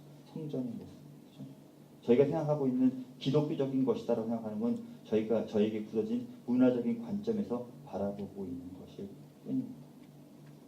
그래서 그들이 정말 거부하고 힘들어하는 것은 복음 그 자체일 때보다 오히려 저희가 전하고 저희가 심으려고 하는 문화이기 때문일 경우가 더 많습니다. 그것을 문화의 짐이라고 부릅니다. 그래서 문화의 모습 가운데도 재미있는 이야기가, 여러분 저희가 지금 사용하는 악기 중에서 가장 기독교적이고 성스러운 악기가 뭐죠? 파이프 오르간이죠. 파이프 오르간 저희가 너무너무 막 그 성스럽게 생각하잖아요. 근데 15세기까지 파이프 오르간 악마의 악기였어요. 그래서 교회 음악을 할 수도 있어요. 파이프 오르간으로는 교회 음악을 연주할 수도 있어요. 그 당시엔 다성 음악이라는 것은, 그러니까 신의 음악은 그레고리안 찬트라고 해서 단선율로만 움직이게 돼 있었거든요. 다성이 나오는 악기는 하나님의 악기가 아니었어요. 그래서 파이프 오르간을 교회 음악에 쓸 수가 없어요. 근데 지금은 가장 막 그런 소리가 울려 퍼지면 너무 기독교적이다라고 생각을 하시잖아요. 그러니까 지금 내가 생각하는 너무 성스럽고 기독교적이고 아름답고 하나님 같은 것이라는 것이 정말 하나님 같은 것일까? 한번 고민해 보겠습니다. 그런 것들을 자꾸 그 사람들한테 심어줘서 이게 기독교적인 것이야라고 하면 그것은 포갑적인 거예요. 예수님은 얼마나 겸손히 다가오셨어요. 인간의 모습으로 오셔서 죄인들과 함께 시간을 보내시고 내가 이들을 위해서 왔다고 말씀하시고 병자들을 고치시고 그렇게 사십니다. 그런 부분들이 고민되어졌으면 좋겠습니다. 또 다른 도전이 있습니다. 그것은 혼합주의와 토착화인데, 혼합주의와 토착화에서 이제 중요한 개념, 이제 토착화는 다른 말로 상황화라고도 하는데요. 이제 토착화와 상황화의 차이부터 먼저 말씀드릴게요. 혼합주의보다 토착화와 상황화는 비슷한 개념인데, 토착화는 현지에 있는 사람의 입장에서 봤을 때 토착화라고 부르는 거고요. 상황화는 그 타문화에 들어가는 사람의 입장에서 봤을 때 상황화라고 부르는 겁니다. 조금 어려운 개념이죠. 네. 토착화와 상황. 그래서 하나님을 저희는 이제 자신학화, 셀프 시올로지라고 부르는데, 하나님을 자신의 관점과 자신의 문화에서 하나님을 바라볼 수 있도록 해줘야 된다라고 말합니다. 그래서 복음의 본질이 자신의 문화 가운데 표현되어지도록 만들어줘야 된다. 그것이 토착화의 개념입니다. 상황화의 개념. 본질이 그 문화 안에서 표현되어지는 것. 그것이 토착화. 근데 혼합주의는 무엇이냐? 본질이 왜곡되어진 거죠. 네? 싱크로티즘. 지금 잘 모르겠어요.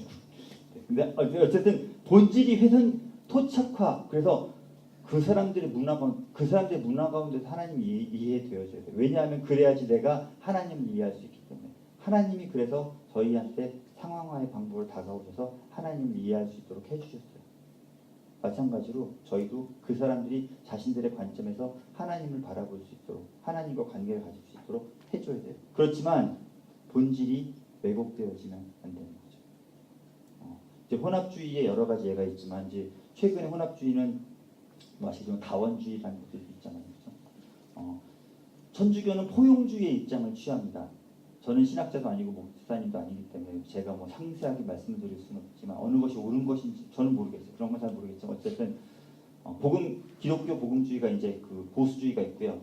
그다음에 이제 복음주의가 있고, 그다음에 이제 저희 일반 기독교가 취하는 관점이 있고, 천주교는 포용주의라는 것을 취합니다. 포용주의의 개념은 뭐냐면 천지의 창조주의 하나님을 믿습니다.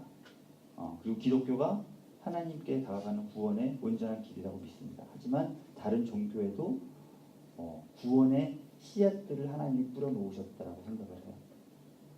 그렇지만 그래서 그 사람들에게 이제 그런 이제 좀 더 잘 가르쳐야 된다라고 약간 포용주의적인 그 입장을 취하고요.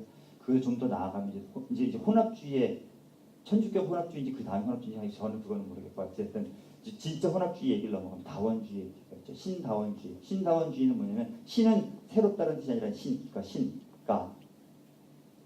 다원주의는 뭐냐면 신이 한 명 있다. 그건 똑같이 인정을 해요. 근데 신에게 다가갈 수 있는 길들이 많이 있다. 기독교만 신에게 가는 길이 아니라 이쪽도 있고 저쪽도 있고 저쪽 종교도 신에게 갈 수 있다라고 말하는 게 그게 이제 신다원주의고, 거기서 더 나가면 종교다원주의가 나와요. 종교다원주의는 천재 창조주 한 명만 얘기하면 여러 개의 신이 있다. 구원받는 길은 다양하다라고 하는 게 종교다원주의. 그런 면에 있어서 우리의 복음의 핵심이 흐트러지면 안 되는 거죠. 그래서 저희가 우리가 아는 하나님을 그 사람들에게 알려주고 그들이 하나님을 예배하고 하나님을 알아갈 수 있도록 해야 되지만 저희가 아는 하나님의 본질이 훼손되어져서는 안 되는 겁니다. 그래서 이제 아마 어쨌든 사주에서 어쩌든가 제사에 대해서 어떻게 바라봐야 될 것인가 막 고민들 하시고 그러실 텐데 그런 부분들도 이제 혼합주의와 토착화에 대한 그런 진지한 고민 가운데서 답을 찾아야 될 거라고 생각해요. 저는 부탁드리고 싶은 게 저희가 문자를 뚝 잘라서 이거는 옳고 이건 틀려 라고 말하기보다 좀 더 진지하게 고민해 봤으면 좋겠어요. 틀려 오라 라고 말하기 전에 진지하게 고민해 보셨으면 좋겠어요. 하나님은 뭐라고 말하실까 고민하시면 좋겠어요. 그게 혼합주의와 토착화의 개념입니다. 시간이 너무 많이 지나서 또 넘어가겠습니다. 회의심에 보이지 않는 부작용 이건 책을 읽어보시면 잘 나오니까 보시면 별로 중요하지 않습니다. 그다음에 이제 교회 문화 마지막 두 슬라이드 남았으니까 시간이 좀 된 것 같은데 교회 문화 이제 토착적 교회 그러면 우리가 복음이 토착화되어져야 된다 그러면 교회의 모습은 어떻게 돼야 되는가라고 이야기를 하는 겁니다. 시간이 없으니까 제가 이 그림으로 다 설명을 드릴게요. 선교사가 어떤 부족에 다가갈 때 이 그림 굉장히 중요한 잘 이해하셨으면 좋겠어요. 어떤 부족에게 다가갈 때 이 사람은 이 사람들처럼 되어야 됩니다. 그들처럼 되고서 become like라고 그러는데 이 개념이 되게 중요합니다. 예수님이 우리들처럼 되신 것처럼 선교를 하려는 사람은 그들과 같아져야 됩니다. 그들의 죄를 따르라는 건 아닙니다. 하지만 그들과 같아지라는 겁니다. 말은 쉬운데 굉장히 복잡하고요. 실제로 따지면 그러면 담배를 피워야 되니 술을 해야 되니 이것만 갖고도 막 맨날 이야기를 하는데 어쨌든 그래서 중요한 개념은 예수님이 우리처럼 되셨는데 우리도 그들처럼 되어야 된다. 어떻게 될 것이냐는 좀 더 깊이 고민해 봤어요. 그거는 이건 그냥 기초 과정이니까 사실은 다 말씀드릴 수 있는 건 아니고 중요한 개념 우리가 그들과 같아져야 된다. 한국 사람들이 깡패 족속이 되어서 와서 그들과 같아지려고 했던 것처럼 그들과 같아지려 해야 돼요. 내 것을 그들에게 강요하고 그들이 나와 같아지게 예수님은 오셔서 나와 같아져라 하지 않으셨어요. 그렇죠? 온전하라 말씀하셨지만 예수님이 이 땅에 오실 때 우리와 똑같은 모습으로 오셨다는 것 기억해 주셨으면 좋겠어요. 또 하나의 중요한 관점은 말씀을 전하는 자가 그들과 같아져야 하지만 반대로 그들은 우리와 같아져서는 안 돼요. 그들은 그들 안에 남아있어야 됩니다.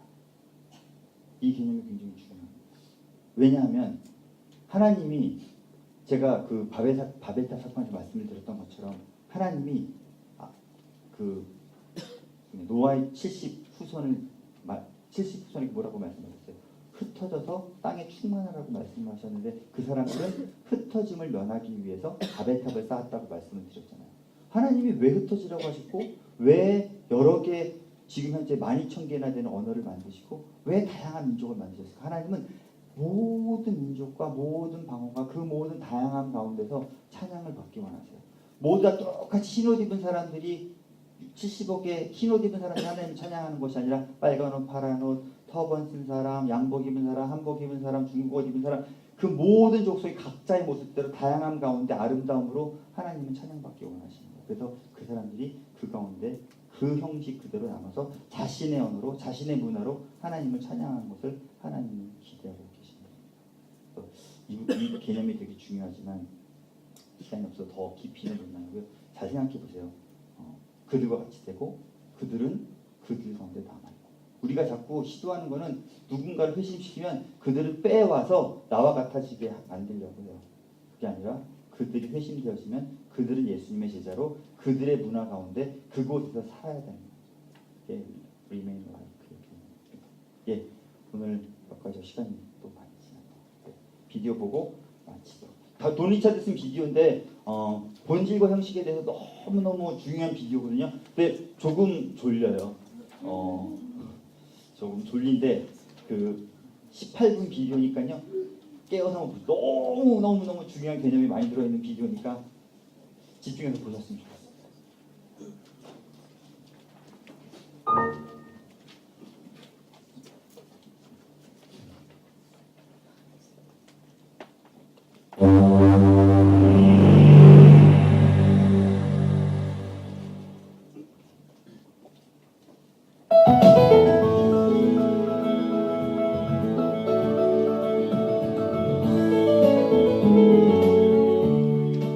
The Bible says a lot about a witness from God that is outside of itself.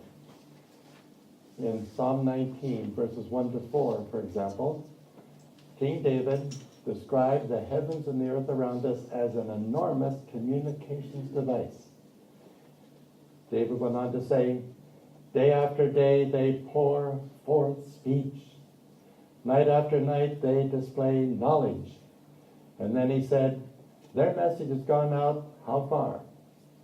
David said, into all the earth. And then he declared, there is no speech or language where their voice is not heard. So, the heavens and the earth are to be perceived as an enormous communications device communicating about the Creator. There are other passages of Scripture that refer to what Christians commonly call general revelation. The witness of the heavens and the earth is a kind of revelation through which God communicates basic awarenesses, primary inklings of truth, foundational precepts. And that kind of revelation from God is preparatory to mankind's ability to understand the other category of revelation from God, which is commonly referred to as his special revelation. God's special revelation is the Bible, the Old and New Testaments. And in special revelation, we learn the deeper truths of God, truths that are not readily discerned simply by observing the natural order of things in the world around us. But the general revelation is important as so many scriptures refer to it. For example, in Romans chapter 1, verses 19 and 20, the Apostle Paul, whom you know was trained originally as a Jewish rabbi, gives us a kind of rabbinic commentary on Psalm 19, verses 1 to 4, when he declared, the invisible things of him, even his eternal power and divine nature are, what did Paul say, dimly sensed? No. He said, clearly seen, being understood from things that are made, so that people are without excuse. And still another verse that implies the existence of general revelation is John chapter 1 and verse 9, where John said, the true light that illumines every man was coming into the world. Now think about that, and you'll find that both general and special revelation are acknowledged in it. First of all, there's a revelation from God, a light from God, that illumines every man. Which kind of revelation would that be? Has every person received special revelation? No.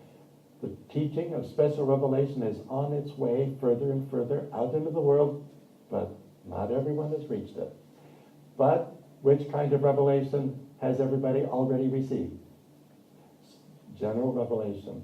Just by virtue of the fact that we live in this world, we are influenced by, impacted by general revelation. You cannot reside in this world without its reaching you. So God's general revelation is the way preparer for special revelation. There's another way I like to describe general revelation as a team player with special revelation. General revelation is God's appetizer revelation. Does a cook serve an appetizer to satisfy all the nutritional requirements of the family or the guests? No. The purpose of an appetizer is to whet the appetite for the main course. If the main course doesn't follow the appetizer, the purpose of the appetizer is frustrated. So the scriptures show general revelation as that way preparing, stage setting, appetizing revelation that has been God's means of preparing the peoples of the world for the gospel that he has prepared for them. So God has been engaged in a two-way preparation, preparing the gospel the beating heart of the special revelation to be shared for all peoples on earth, and then working all through the world to prepare the peoples of the world in their respective cultural context to be capable of hearing the ring of truth in the revelation God has prepared for them when finally at last prepared messengers arrive with the God-prepared message to proclaim it among God-prepared people. And that's what missions is. It is His prepared messengers bringing His prepared message to people whom He has prepared. All right, so the witness of general revelation is out there in the world. What effect does it have upon people? It causes people to say, there must be a creator. And at first they may not have a name for Him, but mankind is equipped with linguistic capacities. And if people are constantly confronted with something, what do they eventually do? They give it a name. So people see rocks, and eventually they say, let's call that a rock. People see grass, let's name it grass. The sky has a name. But when people are convinced that there must be a creator, guess what they do? They assign a name for Him. And these names for God can be called AKAs for Elohim. Now you all know in God's special revelation, God has Hebrew names. One is Elohim. Another Hebrew name for God is Yahweh, possibly pronounced Jehovah. Another Hebrew name for God is Adonai. Still another is El Elyon, which means God Most High. And these are Old Testament sanctioned, sacred Hebrew names for God. And so Elohim in Hebrew has AKAs in Gentile languages around the world. And where do we find that in Scripture? Well, Paul and Barnabas, for example, were Jews who were accustomed to refer to God with those sacred Hebrew names, Adonai, Elohim, Yahweh. But when Paul and Barnabas became apostles for Jesus Christ and they went out into the Greek-speaking Eastern Mediterranean world, they were preaching the gospel among Greeks. And they had to make a choice. Would they use Hebrew names for God to identify the Father of the Lord Jesus Christ, the Savior of the world? Or would they use a Greek AKA for Him? And if so, what would that Greek AKA be? Now the Greeks called a god named Zeus, the king of the gods. So you and I, from a distance, might think Zeus, spelled Z-E-U-S, would probably be the proper AKA for Elohim in the Greek language. But that choice was not made. Why not? Because although the Greeks called Zeus the king of the gods, they did not regard Zeus as the uncreated creator who created the heavens and the earth. Zeus in pagan Greek mythology was the offspring of two other gods, Cronus and Rhea.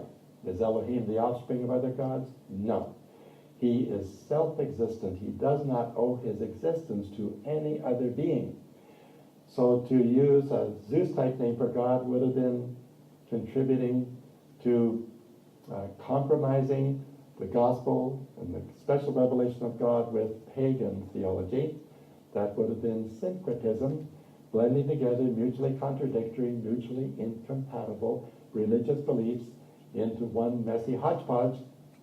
But Paul and Barnabas avoided linking the name Zeus with the God who is the creator of the heavens and the earth and the Father of the Lord Jesus Christ. But there was a name, Theos. Greek philosophers, reasoning about sequences of cause and effect observable in the universe. They said everything in the universe turns out to be an effect from an earlier cause. And reasoning, they traced the sequences of cause and effect further and further back until they said, ultimately, there had to be an uncaused cause. And it was a step from the uncaused cause and the unmoved mover to guess who? An uncreated creator. Some scholars who were fluent in both Greek and Hebrew got together even before the time of Christ and decided to translate the Old Testament scriptures into Greek. Their translation was called the Septuagint. And in the Septuagint, they were the ones who first decided wherever the Hebrew said Elohim, we will use the Greek word theos as equivalent. Wherever the Hebrew said Yahweh, they would use another Greek expression, kurios, to mean Lord, a Greek word meaning Lord. Now that set a precedent and said, the true God does not have to be called exclusively by Hebrew names wherever his message is proclaimed throughout the earth. He can have a theos type name. And theos is the root of our English word theology. But because that precedent was established, it turns out this is an effective means of communicating the gospel in a significant way, because thousands of languages throughout the world have Gentile AKAs for Elohim. Now they have Zeus-type names as well, and we have to be careful not to accept a Zeus-type name.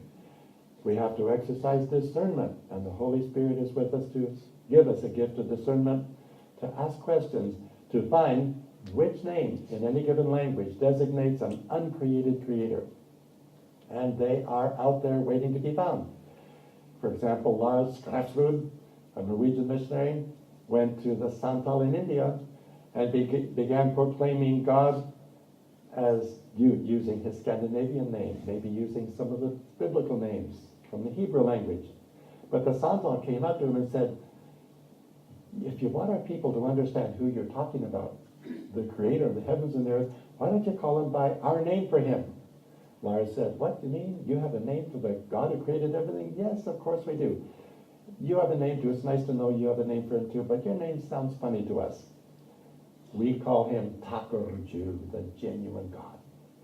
And so Lars decided this was a name he could use. He found no disqualifying error connected with the name. So he said, if I as a Norwegian may validly refer to Elohim as Gud in Scandinavian, the Santal may call him Takurju. So he proclaimed Jesus as the son of Takurju. And because he linked the name of Jesus with that name that was already known, already cherished, already honored in lots of Santal traditions, the people began coming to him in droves to hear what he had to say about Takurju that they didn't already know. They knew the basic concept, but maybe this stranger would have more information about him. Let's find out. And Lars found out that the Santal people believed originally their ancestors worshipped Takurju, but there was a crisis in their ancient history in which the people became faithless and turned away from him. And because of that ancient offense, they've been wandering in the world ever since, knowing about Takurju, but not being in right relationship with him. Lars picked up on that and said, not only is Santal, but all the peoples of the earth have turned away from the genuine God. But God has not given up on mankind. He sent his Son into the world, his Son named Jesus, to atone for the sin of all peoples. And he was risen from the dead, confirming that the genuine God accepted his sacrifice on our behalf. And he's commissioned messengers of reconciliation to go all through the world, calling all peoples on earth to come back in the right relationship with the Creator God through his Son Jesus.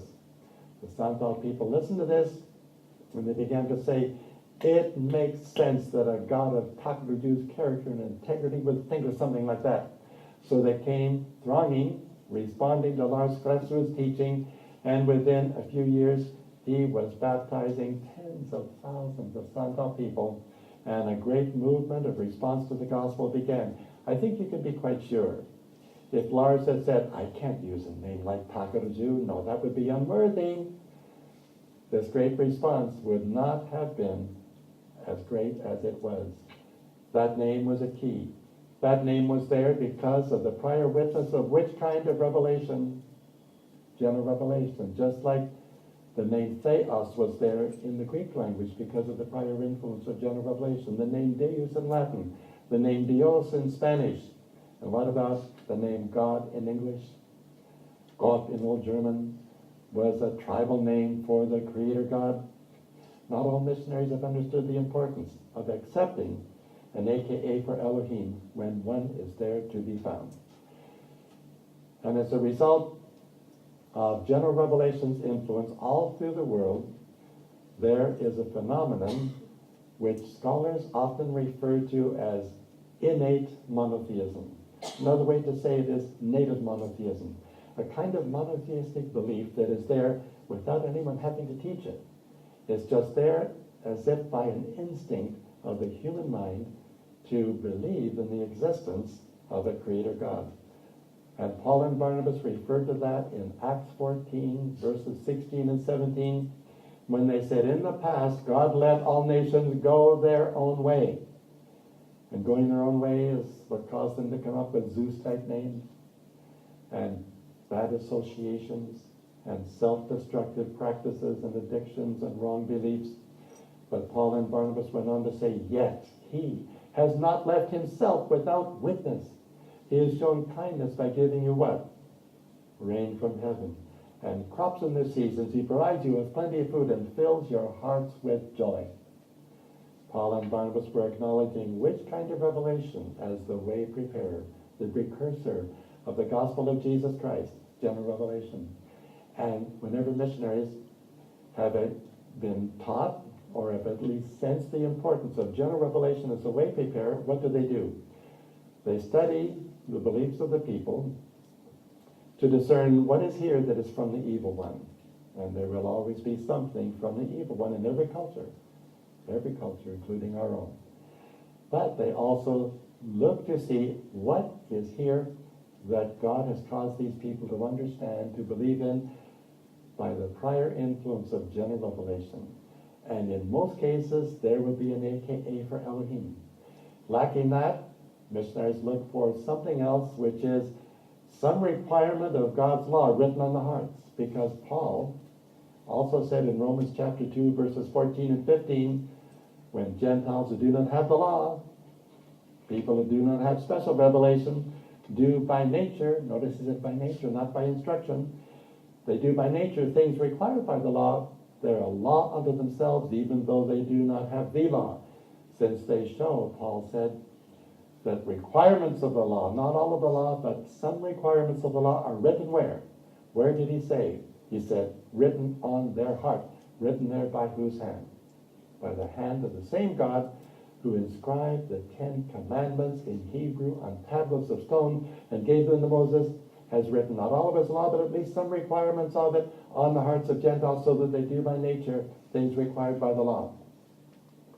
So if there's no AKA for Elohim, expect to find a requirement of God's law. A byproduct of general revelation of another category. We have innate monotheism, yielding AKAs for Elohim in thousands of languages. We also have innate ethics, native ethics. Every society has an ethical code. And in the midst of that ethical code, you will often find something that corresponds to Old Testament law. For example, the Yali people who killed 2 of my fellow missionaries, their widows were left without their husbands to help them raise. Each of the widows had 5 children to raise alone. It was a time of sorrow. And people were saying, why didn't we find something in Yali culture that could have been used as an eye-opener to help them understand the meaning of the gospel? Later I was able to go in the midst of that same tribe to study their culture. And guess what? I found out they had places of refuge, circles of stones, each one enclosing about half a hectare of sacred ground, surrounded by a wall of stones heaped up. And I learned that if a Yali man was ambushed by enemies, or if avengers were coming to slay him, if he managed to flee to one of those circles of stones called an osawa, climbed over the 1 meter high stone wall and jumped down onto the ground inside, as soon as the soles of his feet touched the sacred ground inside that wall, he was safe. His worst enemies would spare his life. It was a rule of the Yali, a commandment, if you will, of Yali culture. We never shed the blood of a man who stands on sacred ground. And that corresponds to what in Old Testament law? Cities of refuge. And there was another requirement of Old Testament law. Once a year, 2 goats were selected, and 1 goat was sacrificed in the usual manner. But the Jewish high priest laid his hands on the head of the second goat, symbolically depositing his sin and the sins of the children of Israel on that other creature. The second goat was not sacrificed. What did they do instead? They led it away and released it into the wilderness. So the sacrifice of the one goat illustrated the need of an atonement for the sin of mankind. The vanishing of the second goat, laden with the sins of the people, represented the effect of that atonement when it is appropriated by repentance and faith, the guilt and removal of sin. Well, the Dayak people, headhunters who live in the great big island called Kalimantan, part of Indonesia, once a year would select 2 chickens. And they would slay one chicken and sprinkle its blood on the edge of the river next to the village. But they would tether the other chicken alive to one end of the deck of a little dugout canoe with some grains of rice there to keep it preoccupied. They'd set a little kerosene lantern on the opposite end of the deck of the little canoe. Then everyone in the village would walk up to the canoe and go through the motion of depositing something invisible on the deck midway between the living chicken pecking away at grains of rice and the flickering lantern. And after everyone had made that invisible deposit of their dosa, their sin, on the middle of that little craft, 2 elders would pick it up off the stump, wade out into the river with it, lower it onto the surface of the water, and thrust it out into midstream. As it floated away downstream, all the people watched it carefully, because if it hit anything in the water and overturned within sight of the village, or if it just drifted back into the shore within sight of the village, the people of the village would live under a cloud of apprehension, of fear for another year until that ceremony could be repeated. So whereas the Hebrews had a scapegoat, the Dayaks had a scapegoat. Now, could the little Dayak scapegoat really bear away the sin of Dayak people? No. But what did that aspect of law written on their hearts teach them? Mankind needs a sin bearer. And so the missionaries began to proclaim Jesus among the Dayaks as the true sin bearer. Talk to the Yali people about places of refuge. And they say, yes, we know about that. And guess what? There are hundreds of churches among the Dayak people. Hundreds of churches also in all the villages of the Yali tribe that killed the 2 missionaries. And the Yali people honor Jesus as their Osawa Ovelam, the true place of refuge. Now, the Yali didn't have a name for the Creator God. As far as I know, the Dayak didn't either, but native ethics, otherwise known as innate ethics, was there. So General Revelation is a team player. And we can benefit from what it has to offer, study the culture of the people where God may call you to represent Him.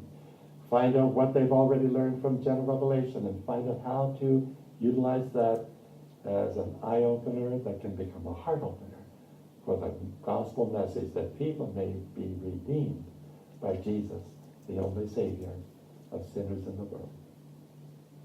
God bless you. 네, 잘 보셨죠? 졸리죠? 많이 주무셨죠? 네.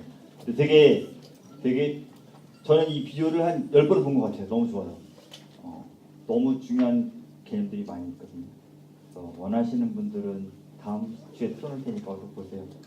되게 중요한 개념이 많이 있습니다. 그리고 아까 제가 얘기했던 부분 중에 좀 수정을 좀 해야 될 것 같아요. 교회에 대한 부분은 제가 좀 말을 잘못한 것 같아요. 교회는 하나님의 몸이거든요.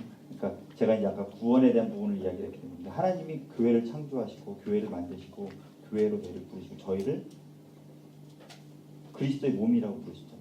교회잖아요. 그래서 교회를 소중히 하는 부분은 너무너무 중요합니다. 제가 혹시 오해하실까, 제가 드린 말씀을 오해하실까 봐. 교회는 그리스도의 몸입니다. 너무 중요하고 함께 모이는 것이 너무 중요합니다. 하나님은 삼위일체 하나님이시던 것처럼 공동체가 너무너무 중요하기 때문입니다. 서로 사랑하고 함께 모이는 것.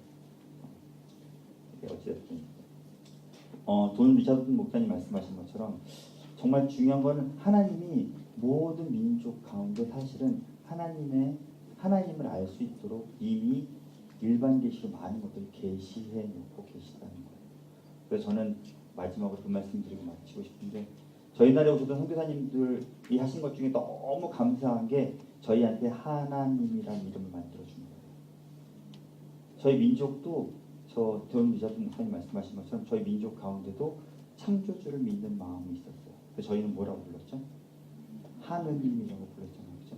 그런데 그것을 좀 더 신학적으로 맞게 유일신 하나님의 이름을 맡아서 저에게 하나님이라는 이름을 만들어주셔서 저는 그게 너무너무 감사하고 불러도 어떻게 그렇게 아름답게 하나님 이름을 만들었는지 정말 너무너무 고맙고요.